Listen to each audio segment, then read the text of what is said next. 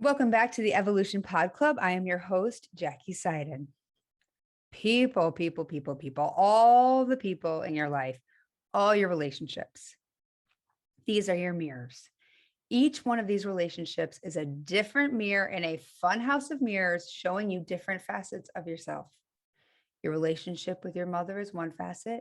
Your relationship with your best friend is a facet. Your relationship with your partner is a facet. Your relationship to your pet is a facet. Your relationship to the male woman is a facet in an infinite funhouse room full of mirrors showing you all the different aspects of you. Each relationship ignites different emotions. Each one challenges you in a different way. Some may not challenge you at all because they don't activate your limiting beliefs. These people are in agreement with you. Whether or not you are in agreement with your higher self is really the key here. You can find people in your life to co-sign anything you say. But if it doesn't line up with what your inner self knows to be true, you will feel in conflict because your higher self sees something you cannot see, that you are a limitless being of pure positive love and acceptance. Your higher self can see that in everything you do, in every moment, in every interaction you have, in every choice you make. Your higher self knows that you are the creator. Your higher self is the creator, creating for you, your physical self, guiding you along your journey. So you want to go with the flow here. In the non-physical, you know that going with the flow of love is the only way. You don't think it's even possible to fight against the current. And yet here you come in your physical body, paddling your little canoe in the opposite direction of the White Rapids, when all you need to do is drop the paddles, turn around, and let the waves lead you exactly where you want to go. And in that allowing, you release your resistance.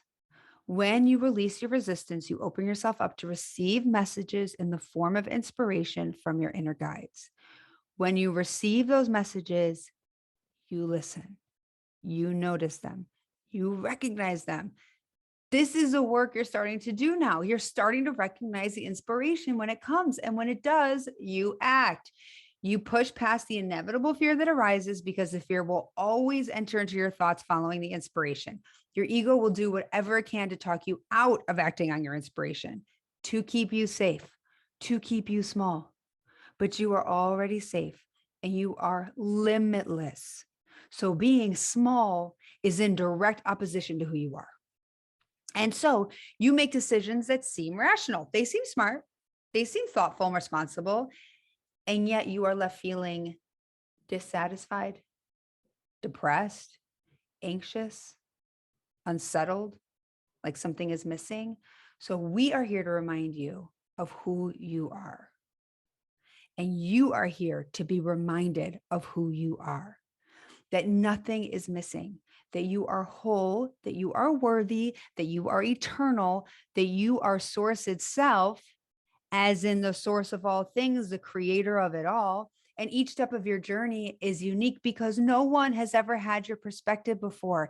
And every time you experience something, even if it seems a million people have experienced the same exact thing, it's entirely unique and special. And that experience is added to all that is.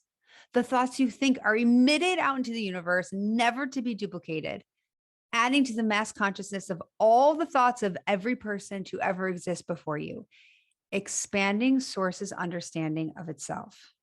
And now, in this age of awakening and enlightenment, more and more people are finding these teachings such as this that are based on one truth, that you are love, that you're not a victim to harsh circumstances in a harsh universe.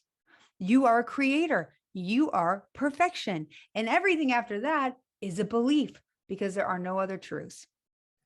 So how do you bring that truth to your relationships? You express love. Okay, think of a relationship in your life right now that causes you angst.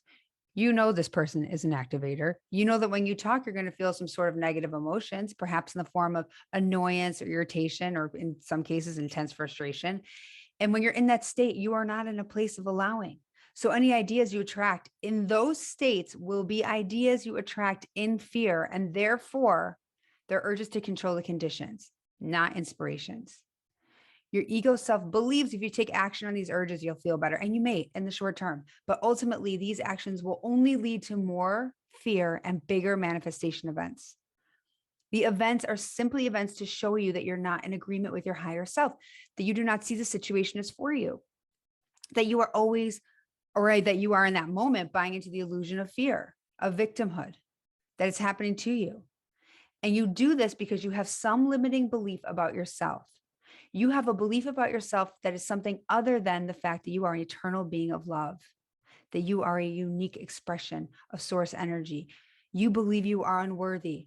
You believe you can lose things in people. You believe you aren't enough. You believe that things would only be better if, gosh, if he or she could just act this way or that way. And by the way, if you keep approaching the relationship expecting that this person will act in that manner or this manner that makes you nuts, of course they have to. They must. It's an attractive universe. You can repel nothing. They have to appear that way until you start adding love. Okay, so this is like applying chapstick on drying lips. If you put chapstick on your dry lips, it feels better in the second, but really ultimately you're just making your lips drier, requiring you to add more chapstick and more chapstick. And they just get drier and drier, more chapstick, drier, more chapstick. So it never works. Things will feel better if you can find the perspective that everything is exactly perfect just as it is. You are abundant, free, whole, and worthy. People have never been so abundant, free, whole, and worthy. So this activator, he or she or they are showing up to you to show you where your vibration is. They are matching where you are at. They are showing you where your fears are. If you had no fear, they could not show up that way. And if they did, it wouldn't take you off center. So how can you show up in this relationship in that new frame of mind? Can you challenge yourself to find out something new about this person? Even if it's your parent or a child or a friend, in-laws, see if you can learn something new. Show up in curiosity, show up in faith that they're going to show up differently to you because your perspective is different. Give a benefit of the doubt. Try something new. Try approaching this person in a completely new and interesting way, even if it's just for the game of it. Show up in curiosity and ultimately love. See what happens, because we assure you, you will be amazed at what happens.